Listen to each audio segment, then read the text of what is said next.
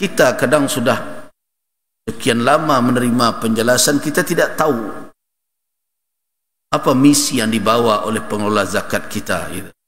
Mereka tidak pernah berbangga dengan capaian kolektivitas, berapa yang dikumpulkan. Kalau di Indonesia ini kan semakin banyak dikumpulkan, semakin berpeluang mendapat penghargaan. Tasara beko pembagiannya ba'a-ba'a tak jale dah tu. Yang pernah dahulu pembagiannya bermasalah, tapi pejabat yang berkuasa mendapat award. Aneh. Jika saya tanya tu, kok bisa begitu? Yang memberi award pun kebingungan. Kami juga kecolongan, Buya. Aneh kan? Makanya kita patut curiga dengan award-award yang berserak-serak sekarang ini. Tidak jelas ukurannya kadang seperti apa. Walaupun tidak semuanya tentu. Jadi yang saya dengar dari mereka, mereka tidak menekankan, ya, ketika menjelaskan tentang pengelolaan zakat mereka, tahun lalu kami kumpul segini, sekarang naik sekian persen. Tidak ada itu. Tidak itu yang mereka tekankan. Mereka sebut tetapi hanya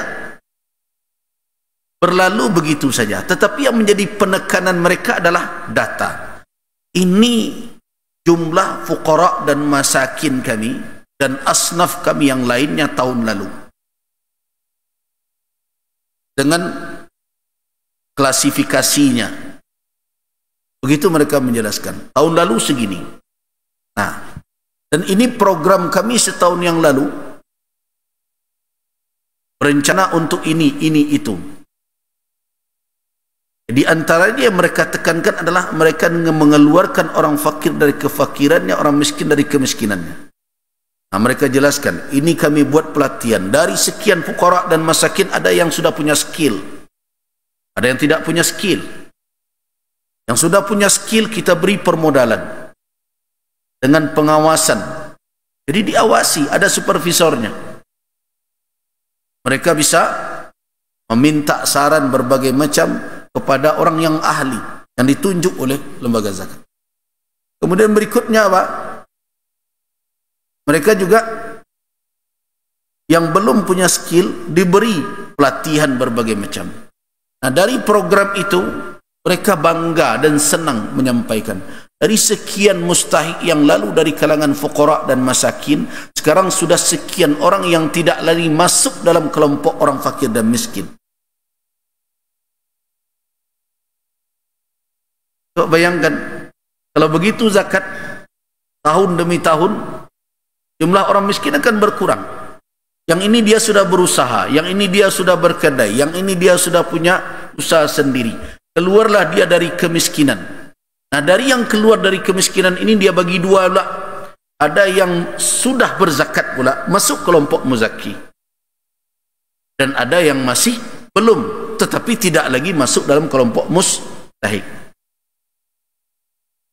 Nah, capaian itulah dari tahun ke tahun yang mereka jelaskan grafiknya kepada saya waktu itu. Ini grafiknya, Bu.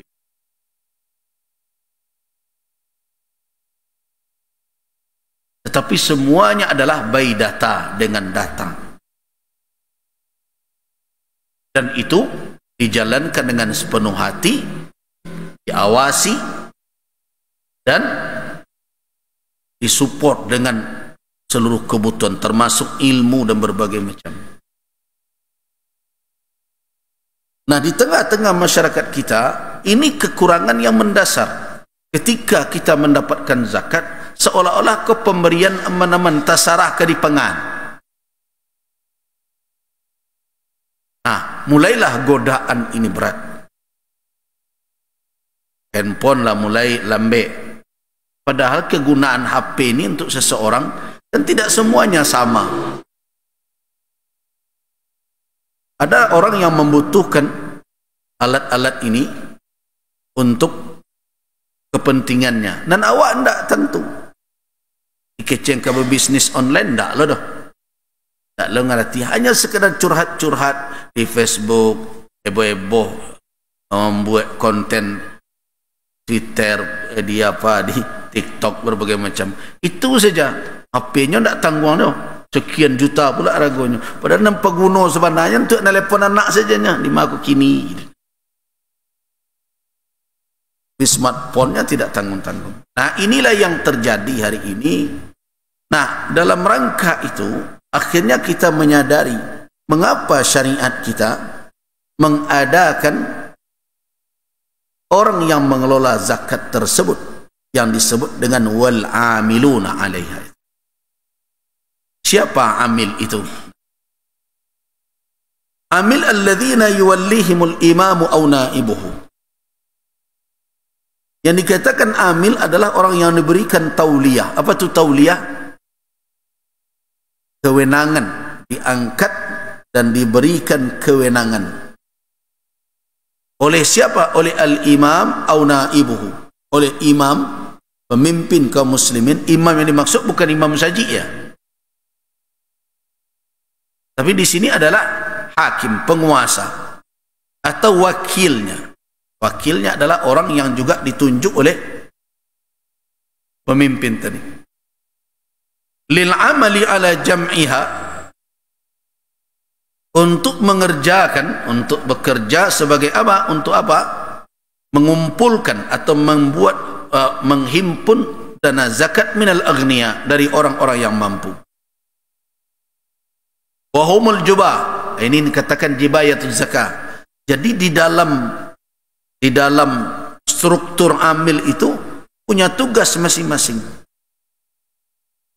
Ada orang yang melakukan kolektivitas zakat, penghimpun zakat, itu ahlul jibayah namanya. Jubatun. Jubah itu adalah orang yang mengumpulkan zakat. Kemudian termasuk juga al-khazinah, yang menyimpan. Nah, kalau sekarang adalah administrasinya berbagai macam, itu yang menyimpan harta zakat. Termasuk alladzina yahfazunaha, kemudian wal katabah, yang menulis. Yang tadi yang mengelola penyimpanannya, mau ditaruh di mana, berbagai macam. Kemudian juga yang menulis berapanya. Ini sekretaris berbagai macam. Wal hasibun, dan yang memperhitungkan juga, yang meneliti berapa orang fakir dan miskin hari ini, apa kategorinya. Fakir dan miskin itu jangan dikatakan kategorinya satu saja dari dahulu sampai sekarang, tidak. Dalam ekonomi yang susah, standar fakir dan miskin bisa berubah. Sebagaimana standar kaya juga berubah. Kalau ada orang sekarang mengeluarkan zakat, tidak bisa dia standar 5 tahun yang lalu. Ameh kini bara? Sampai berapa? 4 juta sekian. Nah, coba bayangkan. Tak bisa diukur dengan ketika emas masih 1 gram misalnya 1 juta.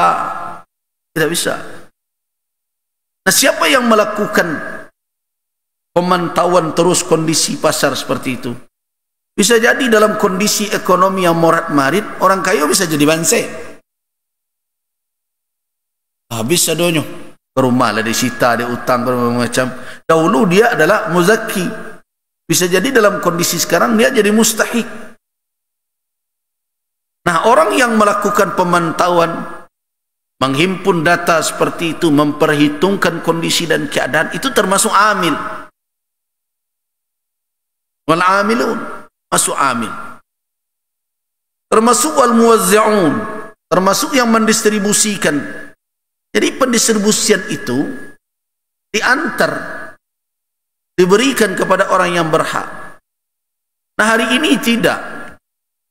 Lembaga, ini cerita masa lalu ya, tapi mudah-mudahan jadi pelajaran.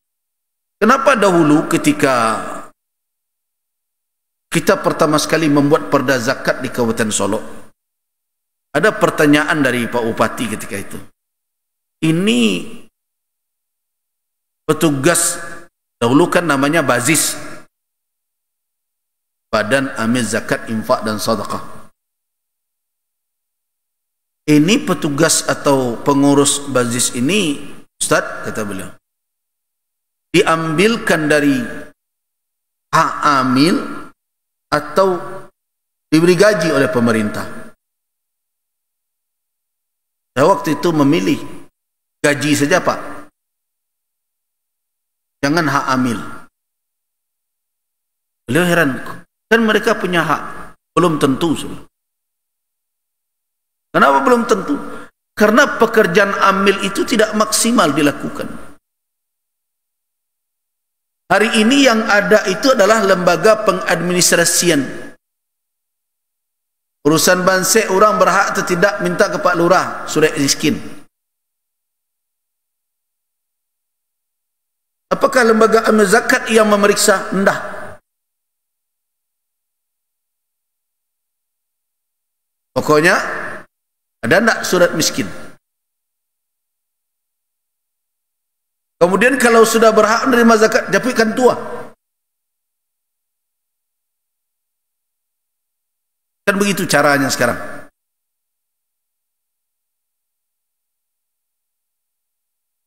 Sehingga akhirnya tugas yang ada pada amil zakat mulai dari melakukan pengkajian siapa fakir, siapa miskin, karena tidak semua orang menunjukkan kefakirannya, tidak semua orang menunjukkan kemiskinannya. Bahkan orang-orang yang dipuji oleh syariat adalah orang-orang yang qanaah. Mereka tidak mau menadahkan tangan, meminta, memaksa kepada orang lain. Ya la yas'aluna an-nasa ilhafa.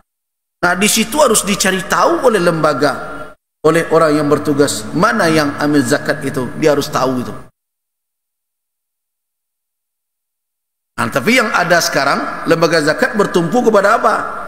Pada surat miskin yang dikeluarkan dari RT terus ke RW terus ke lurah. Amil zakat yang bekerja itu enggak.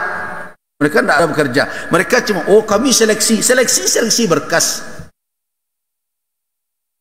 Bukan realita. Dan tidak jarang terjadi, ya mungkin saja terjadi dan mungkin banyak terjadi. Karena yang mendapat surat miskin itu berbagai pertimbangannya. Dan terkadang karena ada kedekatan dengan pemerintahan di negari berbagai macam, bisa dapat surat miskin.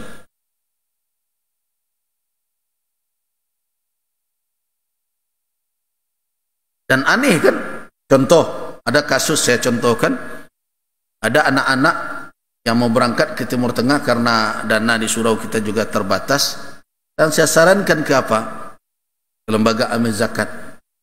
Ada hak kalian di sana, mintalah. Nah, dimintanya. Apa yang diminta oleh lembaga zakat? Minta surat miskin. Katakan ini anak-anak ini tidak masuk kategori miskin. Karena orang tuanya mampu, tapi karena mereka mau berangkat ke Mesir membutuhkan uang mendadak seperti ini, kira-kira 20-30-an juta untuk tiketnya, untuk biaya hidupnya sampai di sana sebelum dia bisa mencari kemungkinan beasiswa berbagai macam, tambah biaya berkas dan sebagainya. Ini mereka yang tidak punya. Nah, ada sebagian yang terkadang karena didesak seperti itu dapat surat miskin. Ini miskin dari mana? Nah, ini contoh.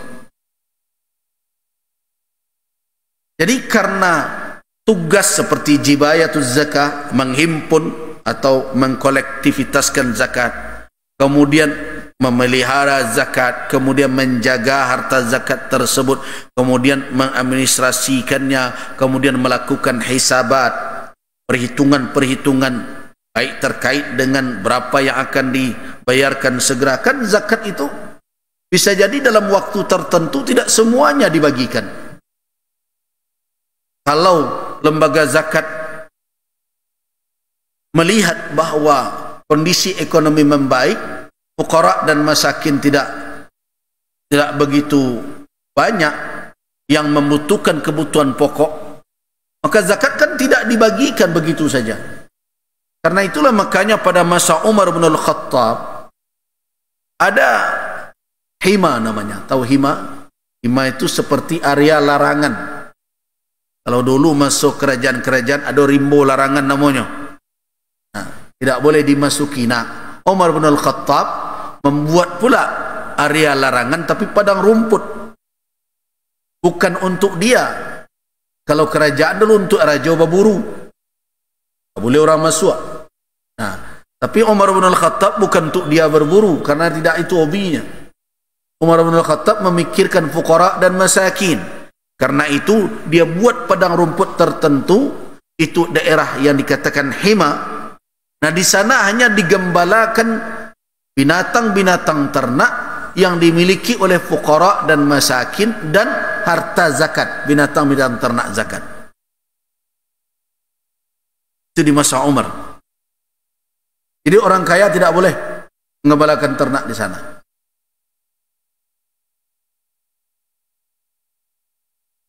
Jadi dengan begitu berarti kita faham bahwa tidak seluruh zakat itu ketika diterima langsung dibagikan keseluruhan, tapi juga ditumbuhkan, dikembangkan.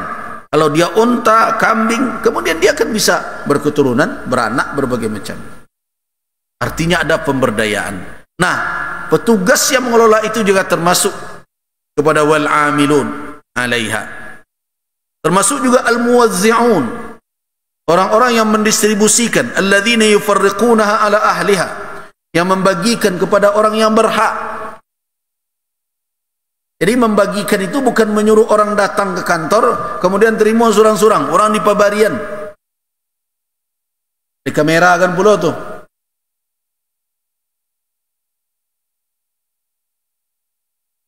Tapi betul-betul orang yang memberikan dengan cara tetap menghormati orang-orang fakir dan miskin itu. Seluruh itu masuk dalam kategori amilun. Karena saya tahu bagaimana pekerjaan di lembaga zakat, makanya waktu itu saya minta kepada bupati, tetapkan saja gaji untuk mereka selesai. Karena khawatir saya mereka tidak menjalankan tugas amilin seperti apa yang dituntut oleh syariat. Hanya sebagian saja yang mereka jalankan. Tapi kalau mereka menjalankan itu, sebenarnya syariat telah menguntukkan, membuat peruntukan untuk mereka hak tersendiri.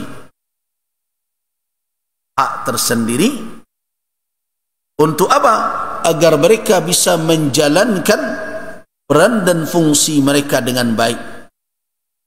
Karena itu wa yu'tal amilu ala zakati ma yukafi'u wazifatahu.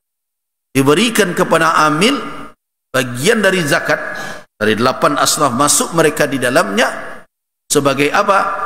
Sebagai imbalan atas tugas mereka berupa jasa.